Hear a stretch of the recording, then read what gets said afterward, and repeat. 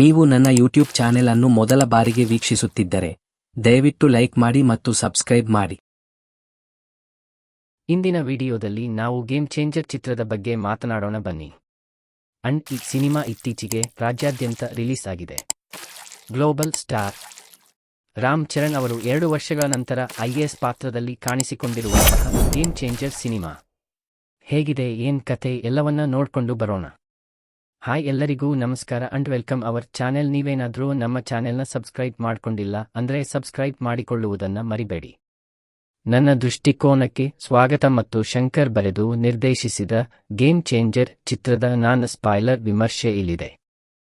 ಮೊದಲನೆಯದಾಗಿ, ಚಲನಚಿತ್ರವನ್ನು ನೋಡಿದ ನಂತರ ನಾವು ರಾಮ್ ಅವರನ್ನು ನೋಡುತ್ತೇವೆ ಎಂದು ನಾನು ಹೇಳಲು ಬಯಸುತ್ತೇನೆ. ಗ್ಲೋಬಲ್ ಸ್ಟಾರ್ ರಾಮ್ ಚರಣ್ ಒಬ್ಬ ಪ್ರದರ್ಶಕ. ಅವರು ವಿಭಿನ್ನ ಪಾತ್ರಗಳಲ್ಲಿ ಕಾಣಿಸಿಕೊಂಡಿದ್ದಾರೆ ಮತ್ತು ಅವರು ಎಲ್ಲಾ ಪಾತ್ರಗಳಿಗೂ ನ್ಯಾಯ ಒದಗಿಸಿದ್ದಾರೆ ಮತ್ತು ನಾನು ಹೇಳಿದಂತೆ ಈ ಚಿತ್ರದಲ್ಲಿ ನೋಟ ಮತ್ತು ಅಭಿನಯವನ್ನು ರಾಜಿ ಮಾಡಿಕೊಳ್ಳಲು ಸಾಧ್ಯವಿಲ್ಲ. ಫ್ಲ್ಯಾಶ್ ಬ್ಯಾಕ್ ಸಂಚಿಕೆ ಚಿಕ್ಕದಾಗಿದ್ದರೂ ಸಹ ಅದು ಇನ್ನೂ ಜೀವಂತವಾಗಿದೆ ಅಷ್ಟೇ. ಟೀಸರ್ನಲ್ಲಿನ ಅಂತರ ವಿಮರ್ಶೆಗೆ ಹೋಗೋಣ. ಅವರು ಹೇಳಿದಂತೆ ಇದು ಅನ್ಪ್ರಿಡಿಕ್ಟಬಲ್, ಆದರೆ ಅದು ನಮಗೆ ಎಲ್ಲಿ ಅನ್ಪ್ರಿಡಿಕ್ಟಬಲ್? ವಾಸ್ತವವಾಗಿ ಇದು ತುಂಬಾ ಊಹಿಸಬಹುದಾದದು. ಚಲನಚಿತ್ರವು ಅಸಾಧಾರಣವಾದದ್ದೇನೂ ಅಲ್ಲ, ಆದರೆ ಪರದೆಯ ಮೇಲೆ ಏನಾಗುತ್ತದೆ ಎಂಬುದು ಹೆಚ್ಚಾಗಿ ಆಕರ್ಷಕವಾಗಿರುತ್ತದೆ. ರಾಮ್ ಚರಣ್ 2 ವಿಭಿನ್ನ ಚಿತ್ರಗಳಲ್ಲಿ ಅತ್ಯುತ್ತಮರು ಪಾತ್ರಗಳು ಮತ್ತು ಮುಖ್ಯವಾಗಿ ಅವರು ನಂತರದ ಪಾತ್ರದಲ್ಲಿ ತಮ್ಮ ಎಲ್ಲವನ್ನೂ ನೀಡುತ್ತಾರೆ. ಅದೇ ಈ ಚಿತ್ರದ ಬೆನ್ನೆಲುಬು. ತಮನ್ ಅವರ ಹಿನ್ನೆಲೆ ಸಂಗೀತ, ಉತ್ತಮ ಬೀಟ್, ಭಾವನಾತ್ಮಕ ಸಂಗೀತ, ಹೆಚ್ಚಿನ ತೀವ್ರತೆ, ಸ್ಫೂರ್ತಿದಾಯಕ ಸಂಗೀತ, ವೀರೋಚಿತ ಸಂಗೀತ, ಏನೇ ಇರಲಿ, ಚಿತ್ರದಲ್ಲಿ ಎಲ್ಲೆಲ್ಲಿ ಸ್ಕೋಪ್ ಸಿಕ್ಕಿದೆಯೋ ಅಲ್ಲೆಲ್ಲ ಅದು ಚೆನ್ನಾಗಿತ್ತು. ಎಲಿವೇಟೆಡ್ ಮತ್ತು ಇದು ನಾವು ಹಲವು ಬಾರಿ ನೋಡಿರುವ ಟೆಂಪ್ಲೇಟ್ ಕಥೆಯಾಗಿದೆ. ವಾಸ್ತವವಾಗಿ ಶಂಕರ್ ಅವರ ಹಳೆಯ ಚಲನಚಿತ್ರಗಳು ಚಲನಚಿತ್ರದಾದ್ಯಂತ ಇವೆ.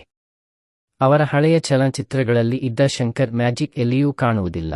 ಗೇಮ್ ಚೇಂಜರ್ ಆದರೆ ಇದು ಖಂಡಿತವಾಗಿಯೂ ಅವರ ಉತ್ತಮ ಪ್ರಯತ್ನ. ಕಥಾವಸ್ತುವಿನ ವಿಷಯಕ್ಕೆ ಬಂದರೆ, ರಾಮನಂದನ್ ಒಬ್ಬ ಪ್ರಾಮಾಣಿಕ IAS ಅಧಿಕಾರಿ. ಅವರು ತಮ್ಮ ಕೆಲಸವನ್ನು ಮಾಡುತ್ತಲೇ ಭ್ರಷ್ಟ ಸಚಿವ SJ ಸೂರ್ಯ ಅವರೊಂದಿಗೆ ಕ್ಲಾಶ್ ಆಗುತ್ತದೆ. ರಾಮನಂದನ್ ಅವರ ಪಾಸ್ಟ್ ಏನು? ಇನ್ನೊಂದು ಪಾತ್ರ ನಿರ್ವಹಿಸಿದ ರಾಮಚರಣ್ ಅವರ ಕಥೆಯ ಒಂದು ಭಾಗ. ಕಥೆಗೆ ಲಿಂಕ್ ಏನೆಂದು ನೀವು ಚಲನಚಿತ್ರದಲ್ಲೇ ನೋಡಬೇಕು. ಬಳಸಿದ ಟ್ಯಾಗ್ ನಾಯಕನ ಪಾತ್ರಕ್ಕೆ ಅನಿರೀಕ್ಷಿತವಾಗಿತ್ತು ಮತ್ತು ಚಿತ್ರದಲ್ಲಿ ಅದಕ್ಕೆ ಹೆಚ್ಚಿನ ಸಮರ್ಥನೆ ಇಲ್ಲ. ಮೊದಲಾರ್ಧವು ನಾಯಕನ ಪ್ರವೇಶದ ಹೋರಾಟ ಮತ್ತು ನಂತರದ ರಾಮಚ್ಚ ಹಾಡಿನೊಂದಿಗೆ ಚೆನ್ನಾಗಿ ಪ್ರಾರಂಭವಾಗುತ್ತದೆ. ಉತ್ತಮ ಉತ್ಸಾಹಭರಿತ ಆರಂಭವನ್ನು ನೀಡುತ್ತದೆ, ಆದರೆ ಸಂಚಿಕೆ ಪ್ರಾರಂಭವಾದ ನಂತರ ಶಕ್ತಿ ಕಡಿಮೆಯಾಗುತ್ತದೆ ಮತ್ತು ದೃಶ್ಯಗಳು ಒಂದರ ನಂತರ ಒಂದರಂತೆ ಪುನರಾವರ್ತನೆಯಾಗುತ್ತವೆ. ವಾಸ್ತವವಾಗಿ ಈ ಪ್ರೇಮಕಥೆಯಲ್ಲಿ ಉದ್ದೇಶಿತ ಅಂಶದೊಂದಿಗೆ ಶಂಕರ್ ತಿಳಿಸಲು ಬಯಸಿದ ಥೀಮ್ ನನಗೆ ಇಷ್ಟವಾಯಿತು, ಆದರೆ ಈ ದೃಶ್ಯಗಳನ್ನು ಆಸಕ್ತಿರಹಿತವಾಗಿ ಮಾಡಲಾಗಿದೆ. ಆದ್ದರಿಂದ ಆ ಅಂಶವನ್ನು ಸಂಪೂರ್ಣವಾಗಿ ತಿಳಿಸಲಾಗಿಲ್ಲ ಮತ್ತು ಚಲನಚಿತ್ರದ ಗ್ರಾಫ್ ಕೂಡ ಕುಸಿಯಿತು ಇಲ್ಲಿ. ಆದರೆ ಈ ಪ್ರೇಮಗೀತೆ ಮುಗಿದ ನಂತರ ಚಿತ್ರವು ತನ್ನ ಲಯವನ್ನು ಕಂಡುಕೊಳ್ಳುತ್ತದೆ. ರಾಮ್ ಚರಣ್ ಮತ್ತು SJ ಸೂರ್ಯ ಮೊದಲ ಬಾರಿಗೆ ಭೇಟಿಯಾಗುವ ದೃಶ್ಯವಿದೆ. ಇದನ್ನು ಅದ್ಭುತವಾಗಿ ನಟಿಸಲಾಗಿದೆ ಮತ್ತು ನಿರ್ದೇಶಿಸಲಾಗಿದೆ. ಅವರು ಉತ್ತಮ ಸಂಘರ್ಷವನ್ನು ಸ್ಥಾಪಿಸಿದ್ದಾರೆ ಮತ್ತು ಚಿತ್ರವು ತುಂಬಾ ಚೆನ್ನಾಗಿ ಸಾಗುತ್ತದೆ ಮಧ್ಯಂತರದವರೆಗೆ. ಮಧ್ಯಂತರದ ನಂತರ ಚಲನಚಿತ್ರವು ಫ್ಲ್ಯಾಶ್ ಬ್ಯಾಕ್ ಸಂಚಿಕೆಗೆ ಬದಲಾಗುತ್ತದೆ. ಇದ್ದರೆ ಇಡೀ ಸಿನಿಮಾದಲ್ಲಿ ಹೊಸತನ ಅನಿಸಿದ್ದು ಪಾತ್ರ ನಿರ್ವಹಣೆಯಲ್ಲಿ ಮಾತ್ರ. ಅಪ್ಪಣ್ಣನ ಪಾತ್ರದಲ್ಲಿ ರಾಮ್ ಚರಣ್ ತುಂಬಾ ಚೆನ್ನಾಗಿ ನಟಿಸಿದ್ದಾರೆ. ಈ ಭಾಗದಲ್ಲಿ 1 ಅಥವಾ 2 ಉತ್ತಮ ಸ್ಪರ್ಶದ ದೃಶ್ಯಗಳಿವೆ. ನಂತರ ನಾಯಕನೊಂದಿಗೆ ಫ್ಲ್ಯಾಶ್ ಬ್ಯಾಕ್ ಮತ್ತೆ ಮುಂದುವರಿಯುತ್ತದೆ. ಖಳನಾಯಕನ ಮುಖಾಮುಖಿ ದೃಶ್ಯಗಳು. ಚಿತ್ರವು ಇದರ ಮೇಲೆ ಕೊನೆಗೊಳ್ಳುತ್ತದೆ. ಚಿತ್ರವು ಹೆಚ್ಚಾಗಿ ಆಕರ್ಷಕವಾಗಿತ್ತು ಮತ್ತು ಕೆಲವು ಉತ್ತಮ ಎತ್ತರಗಳನ್ನು ನೀಡಿತು. ನಟರ ಅಭಿನಯದ ವಿಷಯಕ್ಕೆ ಬಂದರೆ, ನಟ ರಾಮ್ ಚರಣ್ ಅವರ ಮತ್ತೊಂದು ಘನ ಅಭಿನಯ. ಅವರು IAS ಪಾತ್ರದಲ್ಲಿ ಪ್ರಬುದ್ಧತೆಯನ್ನು ಮತ್ತು ಅಪ್ಪಣ್ಣನ ಪಾತ್ರದಲ್ಲಿ ಆಳವನ್ನು ಅದ್ಭುತವಾಗಿ ಚಿತ್ರಿಸಿದ್ದಾರೆ. ಅವರು ಸಂಪೂರ್ಣವಾಗಿ ಅದ್ಭುತವಾಗಿ ಕಾಣುತ್ತಿದ್ದರು. ಚರಣ್ ಅವರನ್ನು ಹೊಸದಾಗಿ ತೋರಿಸಲಾಯಿತು. ಮತ್ತು ನಾನು SJ ಸೂರ್ಯ ಬಗ್ಗೆ ಮಾತನಾಡಬೇಕು. ಅವರು ತುಂಬಾ ಪ್ರಭಾವಿತರಾಗಿದ್ದರು. ಖಳನಾಯಕನನ್ನು ಹೊಸ ರೀತಿಯಲ್ಲಿ ಬರೆಯಲಾಗಿಲ್ಲ, ಆದರೆ ಅವನ ಅಭಿನಯವು ಅವನು ನೀಡುವ ವಿಷಯ ಯುನಿಕ್ ಆಗಿ ಮೂಡಿ ಬಂದಿದೆ. ಮತ್ತೆ ಸಿನಿಮಾದಲ್ಲಿ ಶ್ರೀಕಾಂತ್, ಅಂಜಲಿ, ಕೆ.ಆರ್. ಅಡ್ವಾಣಿ, ಜಯರಾಮ್, ಸುನಿಲ್ ಮತ್ತು ಪೋಷಕ ಪಾತ್ರಧಾರಿಗಳೆಲ್ಲರೂ ತಮ್ಮ ಪಾತ್ರಗಳಲ್ಲಿ ಚೆನ್ನಾಗಿ ನಟಿಸಿದ್ದಾರೆ. ಆದರೆ ಕೆ.ಆರ್. ಅಷ್ಟೇ ಲವ್ ಟ್ರ್ಯಾಕ್ ಇಲ್ಲ. ಈ ಚಿತ್ರದ ತಾಂತ್ರಿಕತೆಗಳ ಬಗ್ಗೆ ಹೇಳುವುದಾದರೆ, ತಮನ್ ಅವರ ಸಂಗೀತ ಈ ಚಿತ್ರದ ದೊಡ್ಡ ಪ್ಲಸ್ ಪಾಯಿಂಟ್ ಆಗಿದೆ. ಅವರು ಹಿನ್ನೆಲೆ ಸಂಗೀತದೊಂದಿಗೆ ಅನೇಕ ದೃಶ್ಯಗಳಿಗೆ ಜೀವ ತುಂಬಿದ್ದಾರೆ. ಹಾಡುಗಳು ಕೂಡ ಚೆನ್ನಾಗಿವೆ. ಪರದೆಯ ಮೇಲೆ ನೋಡಿ ರಾಮ ಮಚ್ಚ ಮತ್ತು ದೋಬ್ ಹಾಡಿನ ನೃತ್ಯ ಸಂಯೋಜನೆಯೂ ಚೆನ್ನಾಗಿದೆ. ತಿರು ಅವರ ಛಾಯಾಗ್ರಹಣ ಈ ಚಿತ್ರದಲ್ಲಿ ಚೆನ್ನಾಗಿದೆ. ಶಾಟ್ಗಳಲ್ಲಿ ಯಾವುದಾದರೂ ಹೊಸ ಶಾಟ್ಗಳಿವೆಯೇ? ಆ ಶಾಟ್ ರೋಬೋಟಿಕ್ ಆಗಿ ಕಾಣುತ್ತದೆ. ಶಮೀರ್, ಮೊಹಮ್ಮದ್ ಮತ್ತು ರೂಬೆನ್ ಶಂಕರ್ ಅವರ ಸಂಪಾದನೆಯು ಉದ್ದೇಶಿಸಿದ್ದಕ್ಕೆ ಉತ್ತಮ ಸಿಂಕ್ನಲ್ಲಿದೆ. ಬಹುಶಃ ಚಿತ್ರದ ವೇಗವು ಪೂರ್ವ ಕ್ಲೈಮ್ಯಾಕ್ಸ್ನಲ್ಲಿ ಸ್ವಲ್ಪ ನಿಧಾನವಾಗಿರಬಹುದು.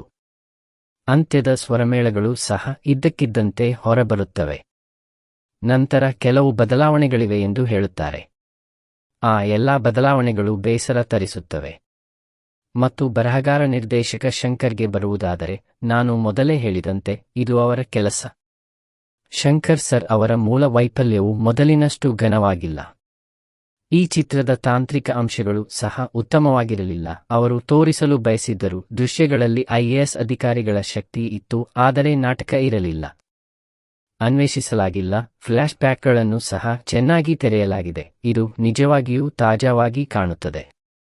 ಆದರೆ ಫ್ಲ್ಯಾಶ್ ಬ್ಯಾಕ್ಗಳನ್ನು ಸಹ ನಿಯಮಿತ ರೀತಿಯಲ್ಲಿ ಕೊನೆಗೊಳಿಸಲಾಗುತ್ತದೆ. ಭಾವನೆಯು ಎಲ್ಲಿಯೂ ಒಳಗೊಂಡಿಲ್ಲ.